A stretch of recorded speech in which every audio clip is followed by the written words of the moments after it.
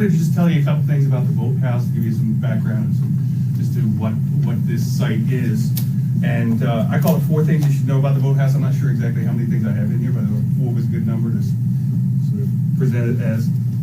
First thing you'll notice that is that, oh, and I should say also, I want to just mention that the first week, Christopher Vought, the 8th generation direct descendant and namesake of the man who built the house, will be there Monday through Saturday, working in the trenches with the rest of us. Does he live in New York State? He lives in the Berkshires. Berkshires, okay. Yeah. He's really excited.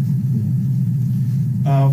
Okay, so this house was built in 1759 by Christopher Vought. He was a Palatine, son of a Palatines who emigrated here in 1709. It's this is the front of the house. It faces 78. What was the Brunswick to Easton Pike, and it's set well back from that road, as you can see. And what is now Grey Rock Road was once a farm lane that went up beside the house. The lay of the land. Well, here you can see one thing about that house. You'll notice from that first picture is that it has a new cedar-shaped roof and chimney.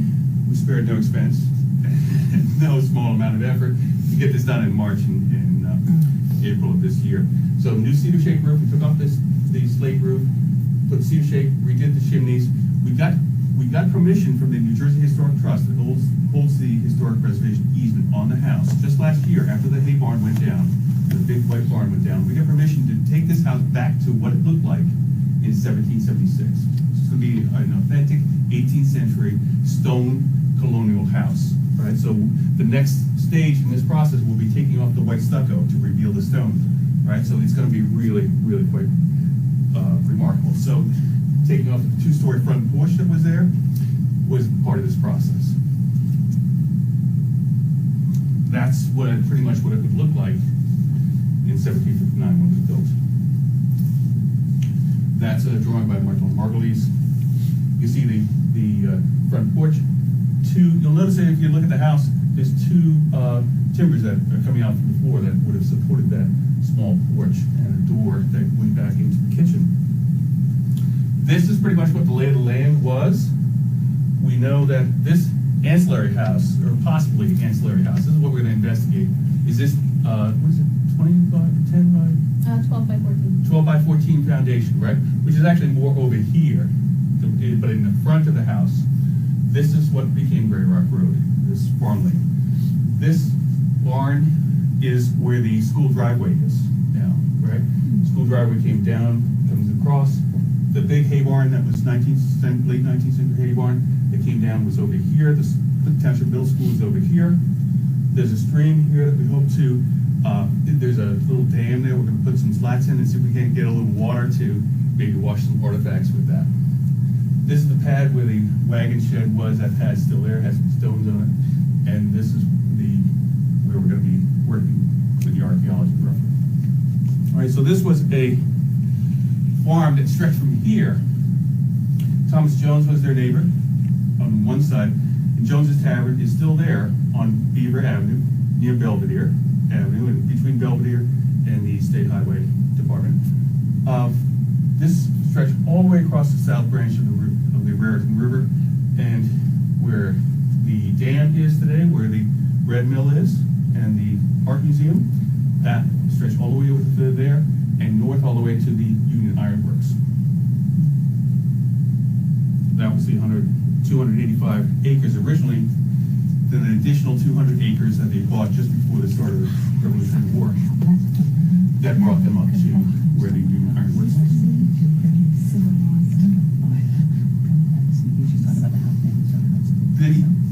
One of the fundamental things about this house is 2 things that make this house really historically significant. One is the Palatine heritage, right? The fact that they came to the Palatines and they brought with them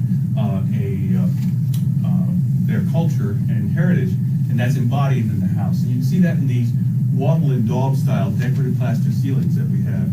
And what that is that the plaster is not built on lath, the way the British did it at that time even. It's on a lattice work of twigs. So they would have, between the floor joists, they'd have battens, and they strip the bark off twigs and weave these twigs latchwork, they shove the daub, the plaster up into the ceiling, make this really thick ceiling, and then finish it off with a decorative pattern, right? So the fact that this house has 4 decorative plaster ceilings with these designs makes it unique in the United States. The Winterthur Museum in Delaware, the DuPont Winterthur Museum, has 2 of these that they took out of a decrepit house and reinstalled in the museum. We have 4 in place. Okay, so this is what stopped the wrecking ball on this house. Right, this is one of the reasons why this house is on the National Register, is because of the 4 decorative plaster ceilings. The watle and daub style plaster ceilings. This is also, the house also reflects a combination of British and German or Germanic styles, because this idea of a center hall, where you separate off the living quarters from the social area, is sort of British, right? You have the 2 chimneys, just basically one gable with 2 chimneys, and the center hall. This is more British style. So this combination of Palatine and British heritage is you have a center hall, which here you have these sort of square geometric designs, and there was one here too, and it was they made the bathroom in the 20th century and tore this ceiling out. So you had a unique space here, which they filled with the serpentine pattern, right? They used the same tools to cut arcs into the ceiling and to create this serpent in the center hall, in this front door, right? So it's a nice combination of Palatine and British architecture and forms. The other thing that makes this house really special is the fact that it's the only Revolutionary War Loyalist homestead. Guess what? If it was a Patriot house, it'd be so much easier to raise funds for, right? So much easier if it was a Patriot house. Or if the British had won. Right? Either way, right? It would have been great. But it wasn't, it didn't happen that way, right? History took a turn. It's not only in New Jersey, which definitely is, but possibly in the United States, the only Loyalist homestead. And it's particularly important in New Jersey because in New Jersey, this Revolutionary War was pretty much a civil war. You know, it was very much a war of neighbor against neighbor. It went on, you know, New Jersey was surrounded during the first couple of years of the war. British garrison in New York, and in 77 and 78 in Philadelphia were surrounded on all sides by the British, and there were a lot of patriots and loyalists that were mixing it up in New Jersey. So those are the 2 things that make this a really important house, is the material culture and the narrative story of the house. This is a picture of Jones's Tavern. Their neighbor Thomas Jones was elected to the first New Jersey Provincial Congress, which eventually took over and displaced the legal assembly, the General Assembly, and the royal governor, William Franklin, who was Benjamin Franklin's son. During the 1775, you had a year of warfare. That's when John Vought was elected town clerk in Lebanon Township. He was reelected in the spring of 76 in March. They had the annual town meeting in March, and he was elected town clerk again. 1775, a lot of people don't know that we invaded Canada twice. First time in 1775, second time in 1812. It's a nice way to start a war. You just invade Canada, right? Who's going to notice? Well, they did actually. So in May of 76, the election for the Provincial Congress pretty much came down to being a referendum on independence. Right? During 1775, even though you had a year of warfare, it was most people were loyalists, right? Most people were still loyal, especially in New Jersey. In 76, they elected John Allen from the Union Iron Works to the Provincial Congress, and the Provincial Congress had a majority of patriots. The Congress heard that John Vought and others were not turning out for the militia, and they had to start to prepare for the defense of New York. The British would arrive in July and August in New York, and the Battle of New York would take place that fall. And so they ordered that John Vought should appear before the provincial Congress. His company refused to turn out. He and Joseph Lee were blamed for the company not serving. He resisted and raised men and returned the ill usage, right? Which doesn't sound like a good thing. And then on Friday, what would that be, the 22nd of June, the provincial Congress decided what to do with the Governor Franklin and what to do with the need to form a new government, and they decided that they would turn the governor over to the Continental Congress, and they would form a new government and a new constitution. John Allen, who owned the ironworks, returned to Lebanon Township, which is what this was, and that weekend, and June 24th of 1776 was really the high point of the Loyalist resistance to the idea of going to war for independence. And that's when John Vought and Joseph Lee led 24 club-wielding men to their neighbor, Thomas Jones, picture Jones's Tavern, and attacked Thomas Jones. And they were ordered to be arrested. And actually the story of the arrest is kind of interesting because they marched from White House. The militia marched from White House. They surrounded the house. The colonel really came up to the front door and knocked on it was about midnight, knocked on the front door with his hilt of his sword. The man they sought slipped out the window in his nightshirt. Patriot grabbed him, threw him to the ground, and they captured their man, and here they were, tired and hungry. What are they going to do? They decided to go in the house and see if he had anything good to eat, anything good to drink, and he did. He had a boiled ham, big keg of metheglin, and they tapped the metheglin, and they ate the boiled ham. And according to one militiaman, they still had bees buzzing in their heads the next day as they marched him off to jail. They marched him to the county jail, which was in Trenton. Okay, so it took them more than one day to get there. So that took place right here at this house, right? And they were fined $100 each. Joseph Lee, John Vought, and Christopher were all fined $100 each. Other men that attacked Jones were fined lesser amounts. In November, December, when the British swept through New Jersey, that's when Thomas Jones and others helped collect all the boats on this side of the river and bring them together so George Washington could escape with what was left of his troops into Pennsylvania. And about that time, Christopher and John and Joseph Lee rode off with 7,500 county loyalists and joined the British in New Brunswick, right? And the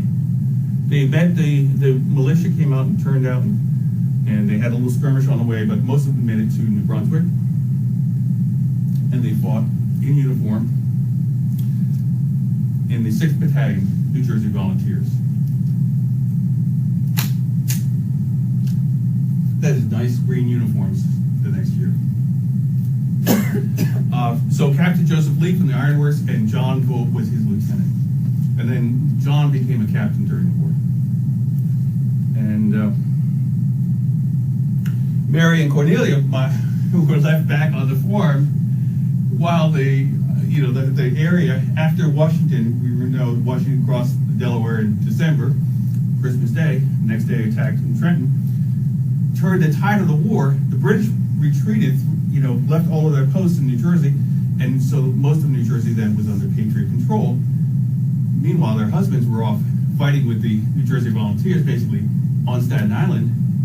Mary and Cornelia were basically in charge of running the farm, and also had to appear before the Council of Safety in October of 1777. One thing I want to point out about this is that the wife of John Vought, these were the people that were ordered to appear. Mary Grandin Vought, John's wife, did not appear.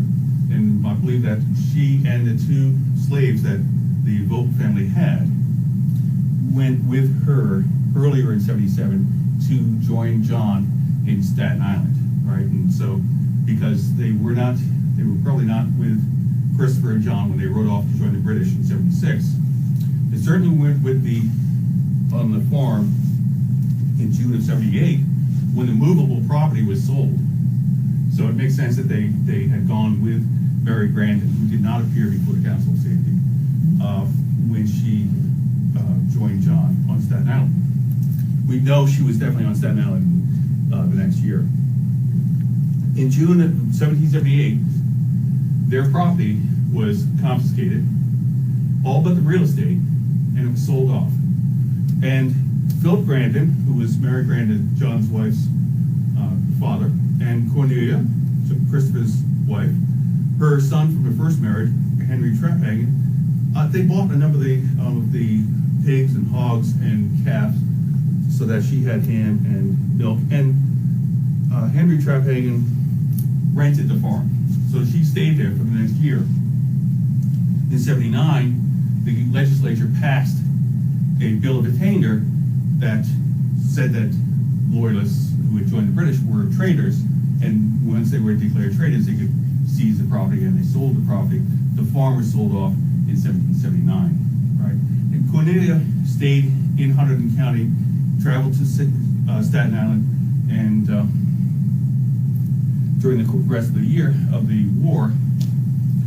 And then, of course, in 1783, in September, the loyalists were about 60,000 loyalists in general, in overall, that went to various parts of the British Empire. About 33,000 went to Nova Scotia, including 3,000 black loyalists that had gained their freedom by fighting with the British. And so they went to Nova Scotia, lived in Parsborough. You can imagine what it's like to go from a stone house, a comfortable stone house, to in September go to live in a tent. This is on the St. Lawrence, but in a tent in Nova Scotia. It took a while for the British to allocate land to the different loyalists. And so in May of 1792, John Vought decided to bring his family back to a 2,000-acre parcel that they thought that had been confiscated in New York State, but it turned out that he was able to regain title in 1792 when they came back. We have posted on our website the journal that Christiana Vought, the woman that was born in the house in September of 1773, she kept a journal. She was about 18 in 1792 on the return trip. It's really kind of interesting. There was a Google map, interactive Google map, that shows their journal entries at different points on the coast. So what that means is that the family is here in America, right? They fought in the War of 1812. They fought in the Civil War and served in the Coast Guard. So that's Christopher Vought right there. So that's it. Just wanted to alert you to our website address. We've got a lot more information on the website. We have more information in the booklet that's available for $5. And I'll let Chris take it from here.